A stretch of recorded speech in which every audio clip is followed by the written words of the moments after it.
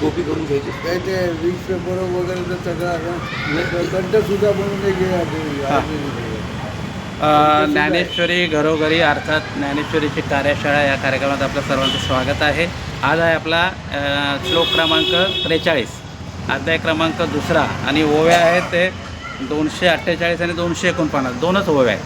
पाटील साहेब म्हणा. 43 का 43 म्हणजे कामात मानस कामात कामात मानस स्वर्ग परा कामात मानस स्वर्ग परा कामात मानस स्वर्ग परा कामात मानस स्वर्ग परा कामात मानस स्वर्ग परा कामात मानस स्वर्ग परा जन्म कर्म फलप्रदाम जन्म कर्म फलप्रदा जन्म कर्म फलप्रदा जन्म कर्म फलप्रदा जन्म कर्म फलप्रदाम जन्म कर्म फलप्रदा क्रिया विशेष बहुलाम क्रिया विशेष बहुलां क्रिया विशेष बहुलाम क्रिया विशेष बहुलां क्रिया विशेष बहुलाम क्रिया विशेष बहुलां भोगैश्वर्य गतिं प्रति भोगैश्वर्य गतिं प्रति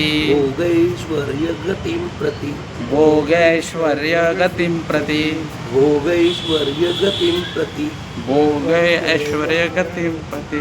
आधी पहिली वेळ पूर्ण म्हणूया आपण.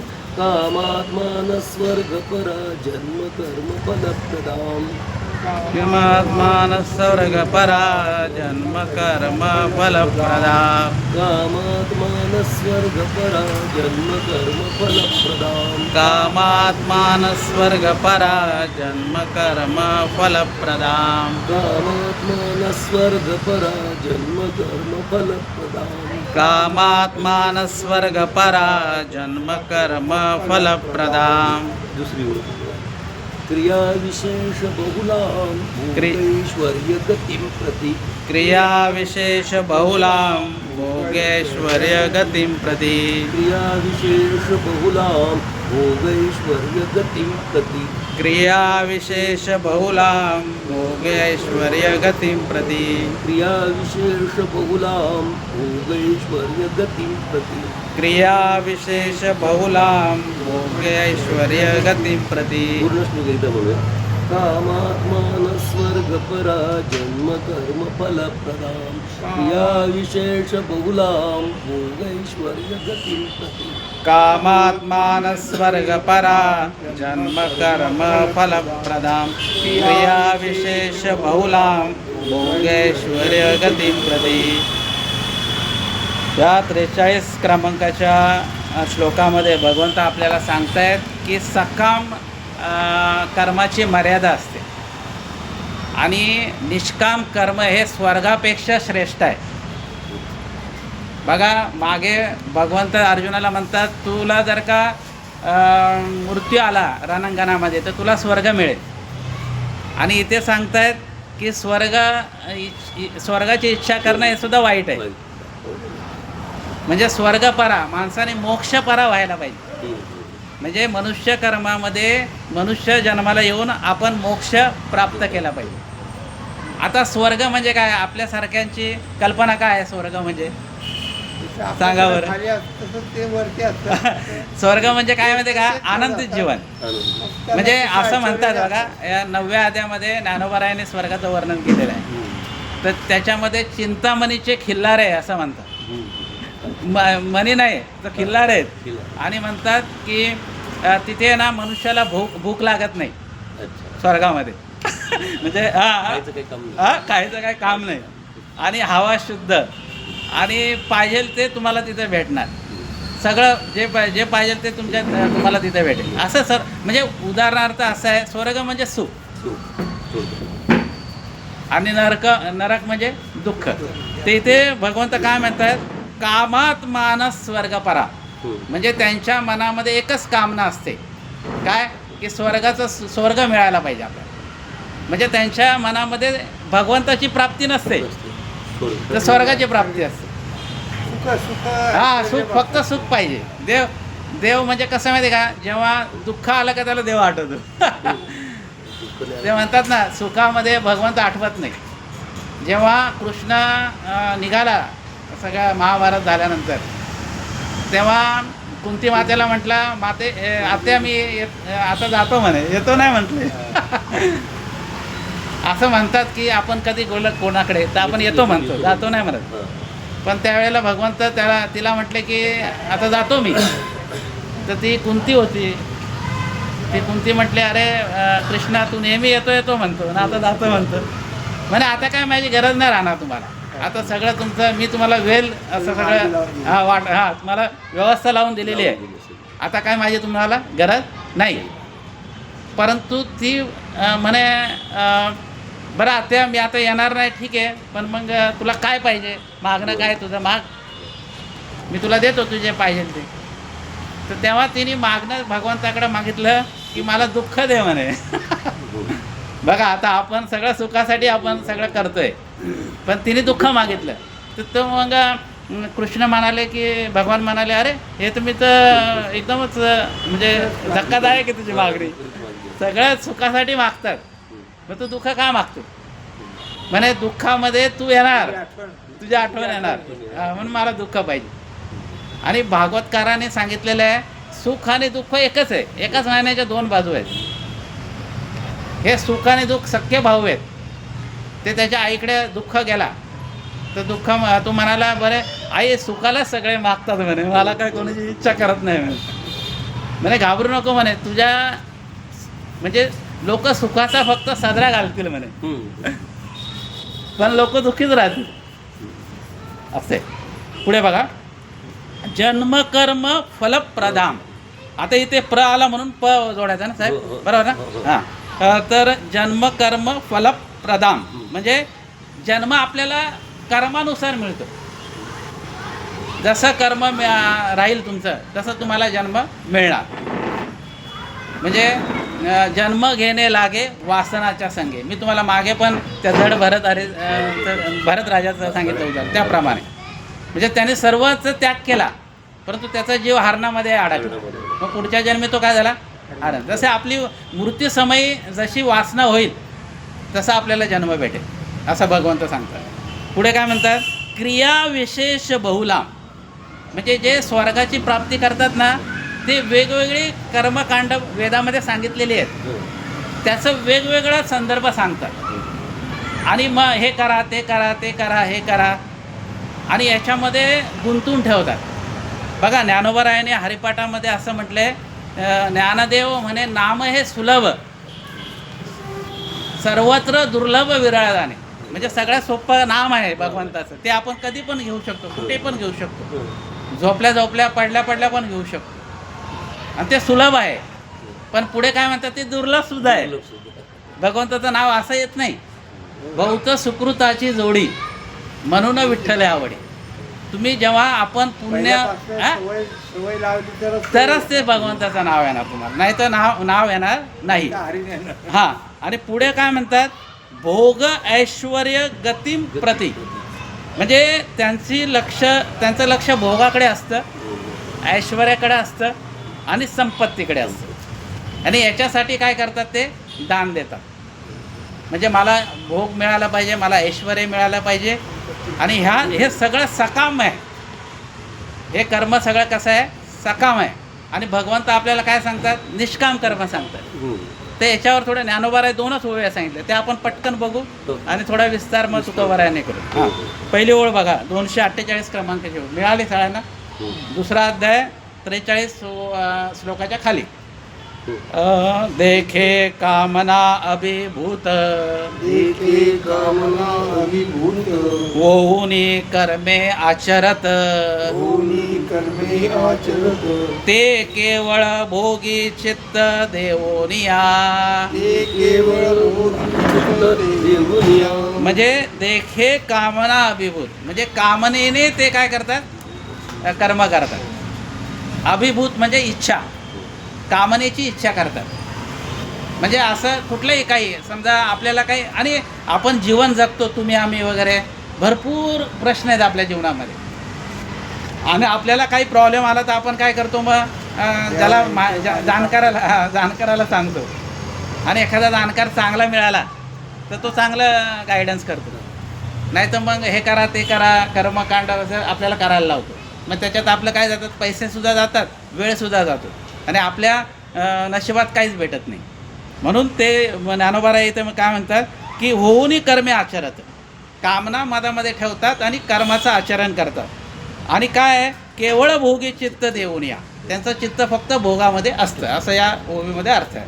पुढची ओवी बघा, 249 ओवी. क्रिया विशेष बहुते क्रियाविशेषे बहुते न लोपती विधिते न लोकी विधिते निपुण होनी धर्माते अनुष्ठिते. निपुण होऊनी धर्माते अनुष्ठिती. बघा इथे बघा पाटील साहेब, ज्या श्लोकामध्ये क्रिया विशेष बहुला म्हटलंय त्याचाच मराठीमध्ये अर्थ केलाय का क्रिया विशेष बहुते, म्हणजे वेगवेगळ्या क्रिया ते माणसांना करायला लावतात ज्यांचा वेदाचा अभ्यास आहे. बघा आणि ते काय करतात, न लोपिती विधिते, म्हणजे वेदाच्या नुसारच कर्म करतात. म्हणजे त्यांचा एकदम अभ्यास असतो वेदाविषयी. म्हणजे तुम्हाला चांगलंच सांगणार, म्हणजे वाईट नाही सांगणार. पण ते कसं आहे, भगवंताचं नाम सोपं आहे एकदम. आणि ते कर्मामध्ये बघा जरासुद्धा आता म्हणतात जे आचमन करतो ना आपण, ते सुद्धा बरोबर घेतलं पाहिजे पाणी. त्याच्यात कमी जास्त झालं ना साहेब तर त्याचं फळ नाही लागत आपल्याला. हां, ते तेवढंच बरोबर. मला ते प्रमाण माहिती नाही, पण एवढंसुद्धा शास्त्र कडक आहे. मग आपण शास्त्राच्या याने आता वास्तविक शास्त्रानेच ज्ञानोबा राय म्हणतात, शास्त्र म्हणेल ते करावे. हां, तस्मात शास्त्र प्रमाणम. परंतु काही काही गोष्टी शास्त्रामध्ये आपल्याला ते जपण्यासारख्या नाही.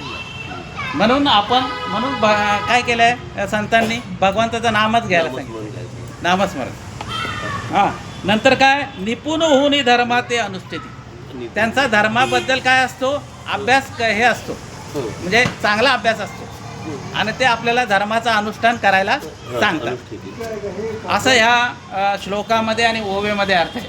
तर याच्यामध्ये ह्या श्लोकामध्ये भगवंत असं म्हणतात की अज्ञानी जे लोक आहेत, अज्ञानी लोक, त्यांना भगवंत सोडून काय आवडतं, भोग आवडतो, ऐश्वर्य आवडतं, स्वर्ग आवडतो.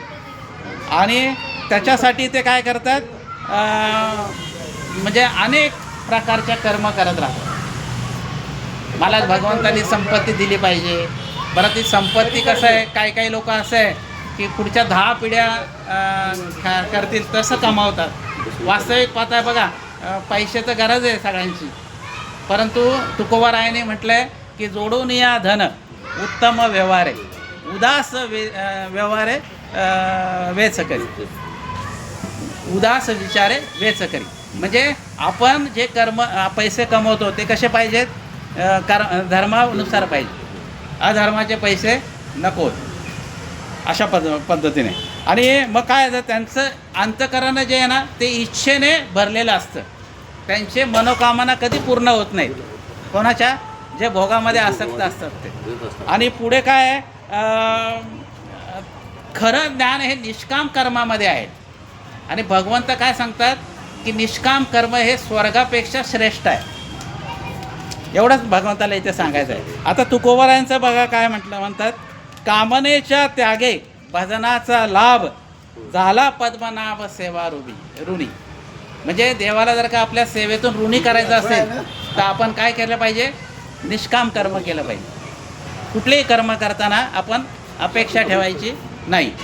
पुढे महाराजांनी एक अभंग म्हटलेला आहे, तो अभंग म्हणू आपण आणि आपली सेवा आटोपती करू. तो अभंग असा थोडक्यात असा आहे की तीळ जाळ हे कर्म फळ म्हणून इच्छू नये काम, तुका म्हणे वर्म दाऊ लोका. म्हणजे लोकांना हे वर्म सांगू की कर्म करताना फळाची काय अपेक्षा ठेवायची नाही. आणि पुढे महाराज असं म्हणतात, तीळ जाळीले तांदूळ काम क्रोधे तैसे चिखळ. म्हणजे तीळ जाळले, तांदूळ पण जाळले, परंतु काम क्रोध तसेच राहिले, तर त्याला काय फायदा. पुढे बघा, कारे शिनलासी वाहुगा न भजता पांडुरंगा. आपण पांडुरंगाचे जर का भजन केलं, भक्ती केली, तर बाकी कुठलाही शीन आपल्याला होणार नाही. पुढे म्हणतात की मानदंबासाठी केली अक्षराची आटी. काही लोक काय करतात, मान मिळवण्यासाठी अक्षराचं जे लिखाण वगैरे करतात. पुढे तप करून तीर्थाटन वाढविला अभिमान. बघा, एका तुकोबारायांचं असं आहे ना, एकाच वेळेला दोन विरोधा गोष्टी आहेत. महाराज असं म्हणतात, जवळ तुझं सकळ सिद्ध आहे, हात पाय चालवया पाय, तव तू तीर्थे जाय, तीर्थयात्रा जाय चुकू नको. म्हणजे जोपर्यंत आपला शरीर व्यवस्थित आहे तोपर्यंत आपण काय करायला पाहिजे, तीर्थयायला पाहिजे. एका ठिकाणी असं म्हणतात आणि दुसऱ्या ठिकाणी असं म्हणतात, ते तीर्थे धोंडा पाणी देव रोकडा सज्जनी.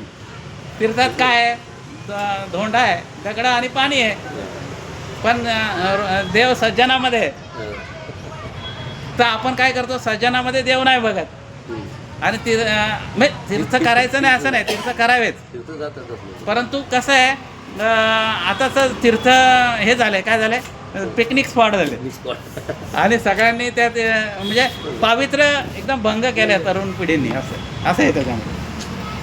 आणि याच्यामध्ये कसं आहे, आशाबद्ध जन करू नये ते करती, तुका म्हणे जाती नरकामध्ये. आशा, एकदा माणसाला आशा लागली ना का माणूस काय पण करतो.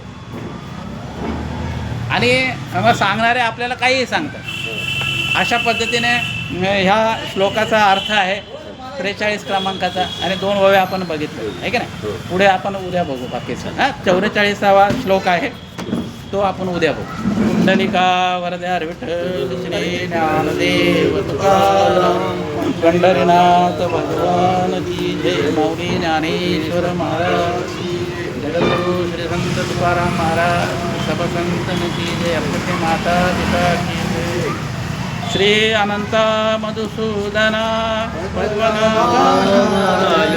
जगव्यापका जनार्दना अनंत घना विनाश सकळ देवादि देवा केशवा आनंदा महानुभवा सदाशिवा सहजरूपा चक्रंधरा विश्वंभरा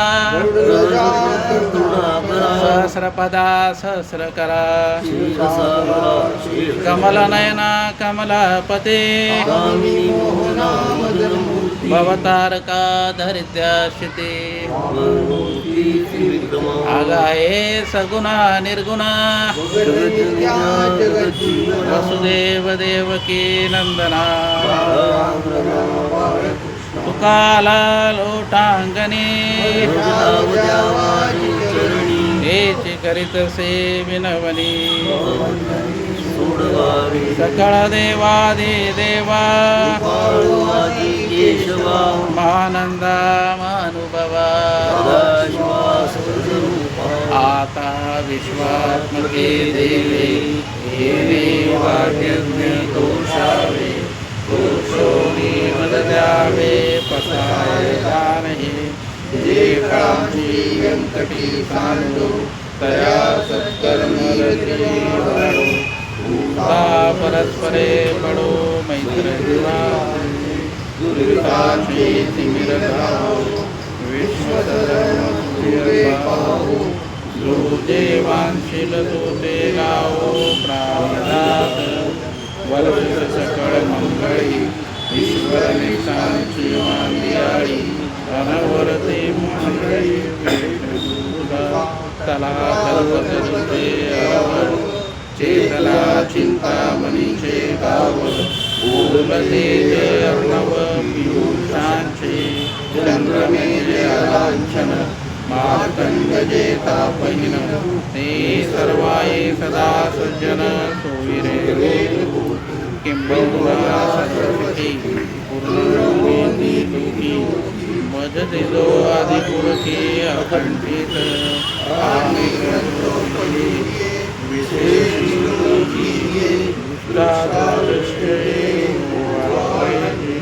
एकमने श्री विश्वेश्वराहो आओ येल दान पसाओ देवरे ज्ञान देवो सुखिया हे देवरे ज्ञान